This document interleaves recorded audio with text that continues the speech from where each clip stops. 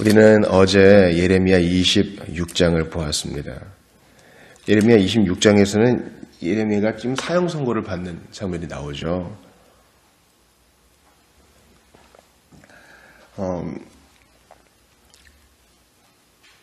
이제 대충 예레미야도 그때 분위기를 알았을 거예요. 지금 내가 전하고 있는 메시지가 그렇게 환영받지 못하고 있구나. 여러분, 사람의 그 직감이란 게 있고, 그 현장의 분위기를 정상적인 사람이라면 다 느낄 수 있지 않겠어요? 예레미야가 바로 그랬던 것이죠. 그런데 주님께서는 예레미야에게 내가 너에게 대언하라고 시킨 말 중에 하나라도 감하지 말라라고 하십니다. 저는 사실 이 메시지에서 큰 격려와 또 위로를 받습니다. 이것은 모든 그리스도인과 또 교회 사역자가 받아야 될 말씀입니다. 우리는 사람의 기분에 영합하고 싶은 유혹을 받아요. 전도할 때나 설교할 때나 성경을 가르칠 때나 언제나 그렇습니다. 특별히 그 말씀을 받는 사람이 표정이 안 좋고 울그락불그락하고 이럴 때 그 사람과 사람 사이의 그 에너지의 교감이 있잖아요. 지금 저 사람이 튕겨내고 있구나. 또 무언의 반항의 피드백을 주고 있구나, 이런 게 느껴진다고요. 그러나 전달자의 목숨, 그것을 내가 알아서 취선택해서 하는 게 아닙니다. 그렇다고 여러분 1년 365일 회개와 심판의 메시지만 하란 말은 아니에요. 균형 있게 하되 빼지 말아야 됩니다. 주님이 예정에 대해서 분명히 에베소서에서 말씀하시고 성경 전체에서 다루셨다면 우리도 그것을 가르쳐야 됩니다. 세계의 종말, 땅의 종말 주님이 가르치셨다면 우리 그거 전달해 주어야죠. 지금 행복하게 살고 잘 모르는 사람들한테 이거 하면 별로 좋지 않겠다. 이거는 전달자의 몫이 아닙니다. 우리는 그런 의미에서 기독교 교리를 1년 내내 배우는 이유가 거기 있어요. 하나라도 빼지 않기 위해서. 무엇이 중요하고 중요하지 않은지를 알기 위해서 그러합니다. 그러므로 그리스도인이 되었다면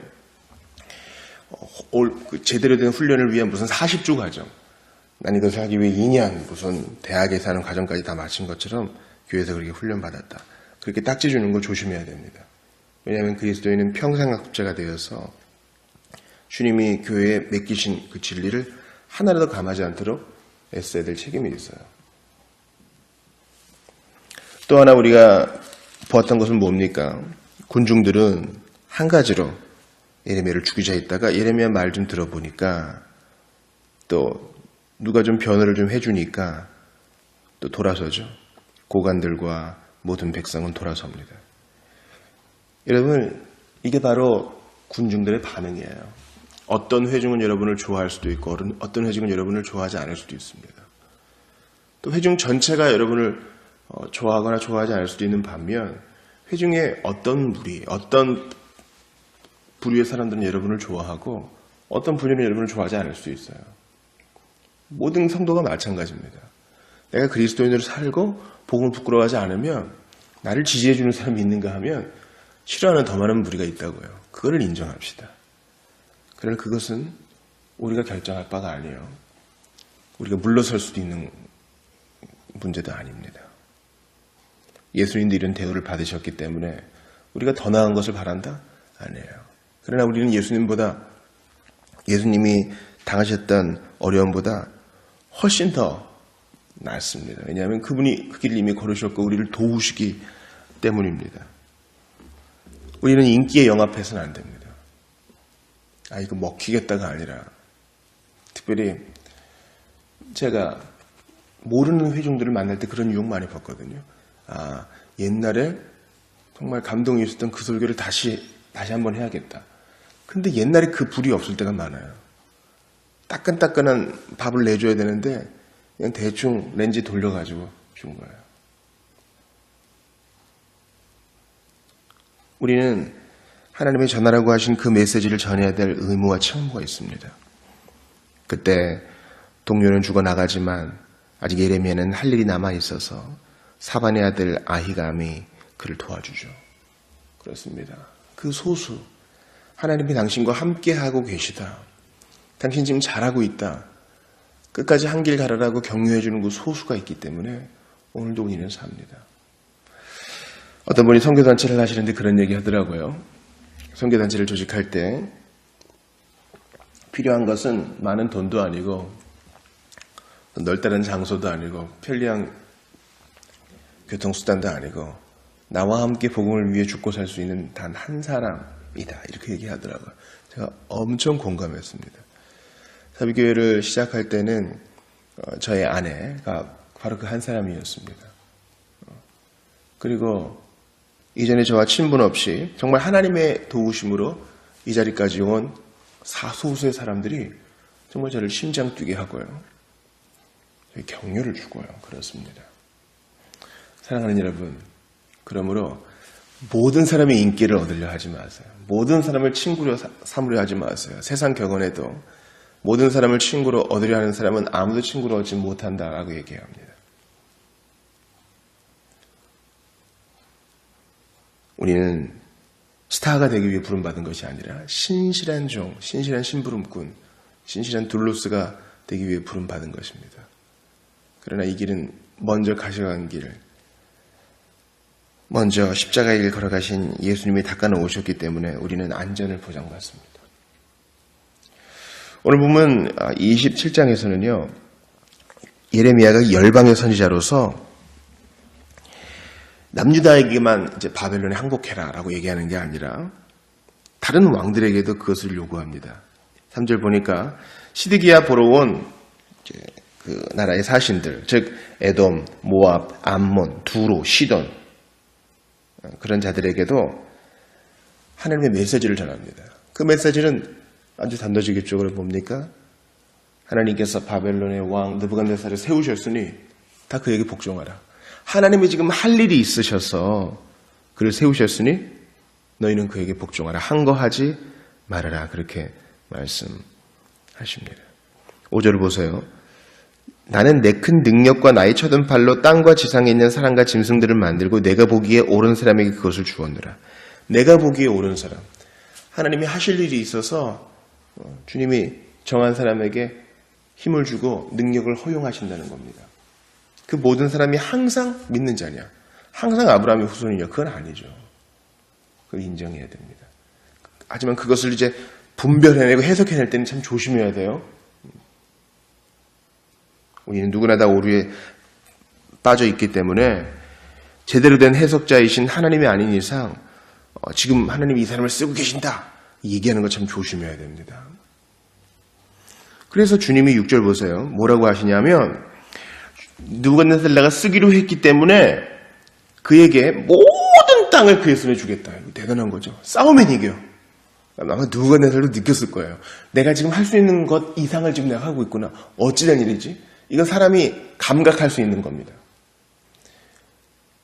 모든 사람이 교만하지 않고 이렇게 마음을 좀 열면 지금 뭔가 일이 일어나고 있다는 것을 깨달을 수 있었을 거예요. 이것은 제가 복음을 설교할 때 그런 경험을 많이 합니다. 분명히 내가 생각하고 사유하고 준비한 것을 바탕으로 전하지만 뭔가 좀 다르다는 거예요. 뭔가 다른 일이 일어나고 있고 처음에 준비할 때와 완전 다른 일이 벌어지고 있다는 것을 감지하게 됩니다. 우리가 그리스도인으로 살아갈 때도 마찬가지예요. 내가 이래서는 안 돼 하고 절제하고 자신을 잘 억제하고 또 내가 하고 싶은 걸 쳐내가지고 선을 행하고 다른 사람을 도울 때 이게 사실 내가 하는 거거든요. 근데 뭔가 다른 힘이 나를 주장하고 있다는 것을 느끼고 지각할 수 있게 돼요. 이건 정말 해본 사람만이 압니다. 경험해 본 사람만이 인정할 수 있어요. 느부갓네살은 그것을 알았을 거예요. 내가 준비한 힘보다 훨씬 더 큰 힘으로 내가 지금 싸우고 있구나. 뭐지 이거? 그때 엎드려졌어야 됐어요. 지금 내가 지금 어떤 신에 의해서 도움을 받고 있구나. 내가 할 수 있는 이상을 하고 있으니 나 조심해야 되겠다. 이런 마음 가져야 되는데 나중에 이제 느부갓네살은 그 교만으로 인한 심판을 받죠. 6절에 보니까 모든 땅을 하나님이 그에게 주셨을 뿐만 아니라 들 짐승들도 그에게 주어서 섬기게 했다. 이러니 교만하지 않을 수 있겠어요? 그런데 우리에게 이런 일이 벌어질 때, 이와 비슷한 류의 일들이 벌어질 때 하나님께서 사람을 모아주시고 재물 얻을 능을 주시고 건강을 주실 때 교만해서는 안 되는 거죠. 이상하다. 내가 이 정도밖에 건강을 관리 못하는데 왜 이렇게 힘이 나고 피곤하지가 않지? 아, 하나님이 내게 일을 하라고 주신 거겠구나. 조심해야 잘 써야겠다. 재물도 마찬가지입니다. 내 능력으로 벌 수 있는 것보다 훨씬 많은 돈을 벌고 소위 사람들이 말하는 운이 좋아가지고 재물을 얻게 됐으면 납작 엎드려서 이것은 당신님의 것입니다. 하나님께 드릴 수 있어야 돼요. 사람이 붙어요. 교회에 사람이 몰려올 때도 이상하다. 사람이 올 수 있는 게 아닌데 납작 엎드려서 회개의 정신으로 살아가며 한 사람 섬기듯 해야 되는 것입니다. 주님은 느부갓네살을 사용하셔서 이런 일들을 이루십니다. 왜 그렇습니까? 주님은 당신 자신을 위하여 이 일을 하시는 것입니다. 하나님의 영광을 드러내기 위해서 잠시 잠깐 느부갓네살에게 힘도 허용하시고 약속의 백성들을 포로로 사로잡혀가게 하셨다가 교정이 끝난 이후에는 돌아오게 하시는 것입니다. 바로 나를 위하여 주님은 자신의 영광을 위하여 이 일을 하신다고 말씀하십니다. 그래서 그런 일이 벌어지지 않을 거라는 거짓 선지자들의 말 듣지 마라. 그렇게 얘기하면서 하나님의 뜻이 뭔지 아니? 그러면서 여러분 20절 이하를 보세요. 이것은 바벨론의 왕 느부갓네살이 유다의 왕 여호야김의 아들 여고니아와 유다와 예루살렘 모든 귀인을 예루살렘에서 바벨론으로 사로잡아 옮길 때에 가져가지 아니하였던 것이라. 이제 성전에 남아있는 기구들을 말하는 것이거든요. 이제 바벨론에 의해서 1차 포로, 2차 포로, 3차 멸망이 되잖아요. 아직까지 남아있는 게 있는데 그것들도 다 빼앗길 거야. 이게 이제 예레미야의 메시지입니다. 왜냐하면 바벨론에게 하나님이 힘을 주었으니까. 그래서 여호와의 성전, 유다의 왕의 궁전, 예루살렘에 남아있는 그 기구 다 빼앗기게 될 거야 하시면서 27절 보세요. 그것들이 바벨론으로 옮겨지고 내가 이것을 돌보는 날까지 거기에 있을 것이라. 이 내는 누구예요? 만군의 여호와 하나님이죠. 그 후에 내가 그것을 올려와 이곳에 그것들을 되돌려 두리라. 하나님께서 성전 기명들 다 제자리에 돌려두신다 했어요. 고레스 왕의 마음을 감동시키셔서 실제로 그 일을 이루십니다. 다 가져가서 너희 하나님께 예배하여라. 하나님께서는 나는 나를 위하여 이를 이룰 것이라. 이사야 48장에서 말씀하십니다. 나를 위하며 내 이름을 욕되게 하리요. 어찌 내 이름을 욕되게 하리요. 내 영광을 다른 자에게 주지 아니하리라. 그렇습니다. 이 모든 일, 그 한복판에 사는 사람들에게는 아주 어려운 메시지였을 거예요. 특별히 죄 속에 빠져있는 사람들에게는 도저히 받아들이기 힘든 메시지였을 것이고 일부 신실한 사람들은요. 아이고 어찌 이런 일이 있는가 가슴을 쳤을지 몰라요. 주변의 열국도 마찬가지죠. 그러나 이 일은 뭡니까? 하나님이 하시는 일이죠. 죄악에 빠진 건 사람의 잘못이지만 이 모든 일을 수습하시는 건 하나님의 은혜입니다. 열방으로 하여금 영광의 하나님, 크신 하나님을 깨닫게 하시고 지도자를 세우고 패하기도 하시는 분은 하나님이시라는 것을 깨닫게 하십니다.